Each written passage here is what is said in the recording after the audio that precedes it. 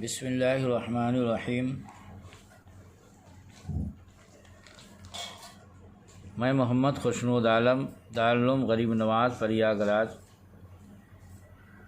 جماعت خامسہ کے بچوں سے مخاطب ہوں اور مشکوٰۃ شریف کا درس چل رہا ہے۔ کتاب الایمان الفصل الاول۔ مصنف فرماتے ہیں کہ ایمان کا بیان، اور یہ پہلی فصل ہے۔ ایمان کے لغوی معنی ہیں امن دینا۔ شریعت میں ایمان ان اسلامی عقائد کا نام ہے جنہیں مان کر انسان عذاب الہی سے اپنے آپ کو امن میں دے دیتا ہے، یعنی تمام ان چیزوں کا ماننا جو حضور صلی اللہ علیہ وسلم رب کی طرف سے لائے۔ چونکہ ایمان محض ماننے اور تصدیق کا نام ہے، اس لیے اس میں مقدار ناممکن ہے، ہاں کیفیت کی زیادتی و کمی ممکن ہے۔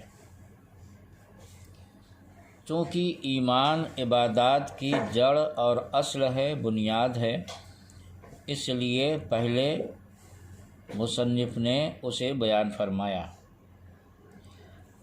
عن عمر بن الخطاب رضی اللہ تعالیٰ عنہ قال بینما نحن عند رسول اللہ صلی اللہ علیہ وسلم ذات یوم۔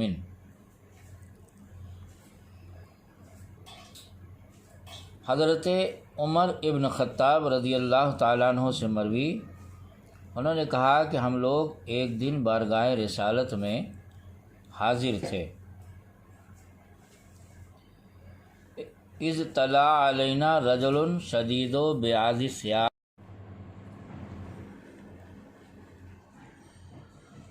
ان پر آثار سفر ظاہر نہ تھے اور اپنے گھٹنوں کو حضور کے گھٹنوں سے مس کر دیا اور اپنے ہاتھ اپنے زانوں پر رکھے۔ اللہ تعالیٰ عنہ کے پاس مرد کی شکل میں گئے۔ فرشتہ وہ نورانی مخلوق ہے جو مختلف شکلیں اختیار کر سکتی ہے، یعنی فرشتہ کی یہ تعریف ہی ہے کہ وہ نورانی مخلوق جو مختلف شکلیں اختیار کر سکے۔ اور جن کہتے ہیں اس ناری مخلوق کو جو مختلف شکلیں اختیار کر سکتی ہے، مگر روح تمام شکلوں میں وہی ایک ہی روح رہے گی۔ اور فرمایا کہ ان پر سفر کے آثار نمودار نہ تھے، یعنی وہ مسافر نہ تھے، ورنہ ان کے بال و لباس غبار میں اڑے ہوتے۔ خیال رہے کہ حضرت جبرائیل کے بال کالے، کپڑے سفید ہونا شکل بشری کا اثر تھا تھے۔ حضرت موسیٰ علیہ السلام کا عصا جب تک عصا تھا، ڈنڈا تھا، تب تک جادوگروں کے سانپ کو نہ کھایا، کیونکہ ڈنڈا کھانے پینے سے پاک ہوتا ہے۔ لیکن جیسے ہی وہ سانپ کی شکل میں ہوا، جادوگروں کے تمام سانپوں کو کھا گیا، یعنی کھانے پینے لگا۔ ایسے ہی ہمارے حضور نوری بشر کپڑا نہیں پہنتا۔ تو اس حدیث شریف سے بدعقیدوں کے اس اعتراض کا بھی بہترین جواب ہو گیا کہ لیکن جب انسانی اور بشری شکل میں آئے تو ان پر انسان کی طرح بال اور لباس وغیرہ عارض ہو گئے۔ ہاروت ماروت جب تک اپنی اصلی حالت میں رہے، کھانے پینے اور صحبت وغیرہ سے پاک، لیکن جب انسانی شکل میں آئے تو سب کچھ ہونے لگا۔ عصائے موسوی جب تک ڈنڈا یعنی اپنی اصلی حالت میں تھا، تب تک وہ کچھ کھاتا پیتا نہ تھا، لیکن جیسے ہی وہ ڈنڈا سانپ کی صورت اختیار کیا تو جادوگروں کے سانپ کو کھا گیا۔ اسی طرح ہمارے حضور صلی اللہ علیہ وسلم نور تو ہیں، مگر نوری بشر ہیں، یعنی ہمارے پاس جب تشریف لائے تو لباس بشری میں تشریف لائے، لہٰذا حضور صلی اللہ علیہ وسلم نوری بشر ہیں، کھانا پینا نکاح اسی بشریت کے احکام تھے، اور صوم وصال میں نورانیت کی جلوہ گری ہوتی تھی، بغیر کھائے پیے عرصہ دراز گزار لیتے تھے۔ ظاہر سی بات ہے، کتابوں میں آیا ہے کہ حضور صلی اللہ علیہ وسلم 21 دن تک کا روزہ رکھتے تھے بغیر سحری و بغیر افطاری کے۔ اب بعض کتابوں میں تو آیا کہ 40 دن تک حضور صلی اللہ علیہ وسلم روزہ رکھتے تھے، نہ کچھ کھاتے تھے نہ پیتے تھے۔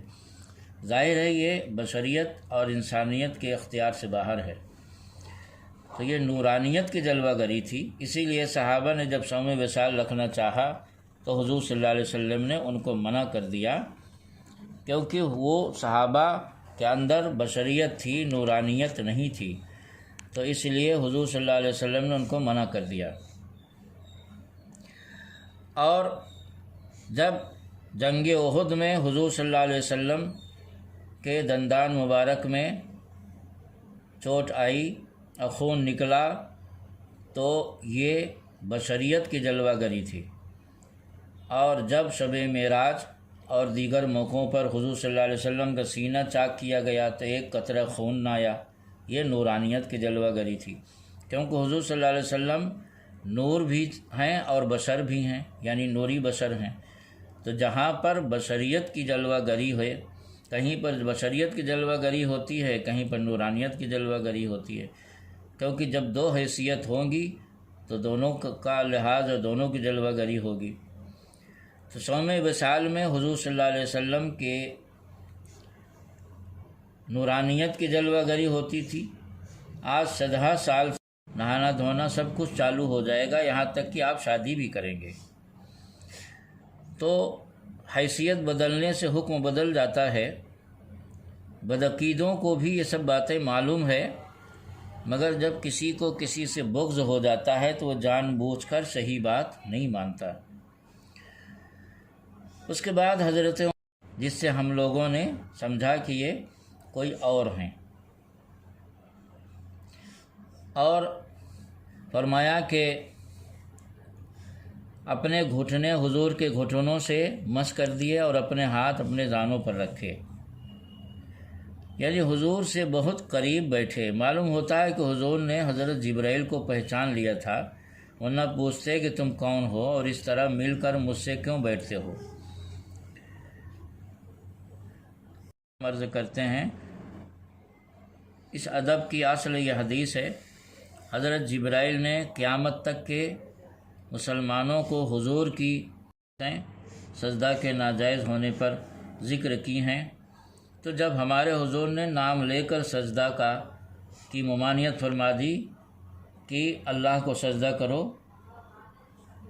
اور اپنے نبی کی تعظیم کرو، تو چونکہ سجدہ سے حضور نے منع فرما دیتے۔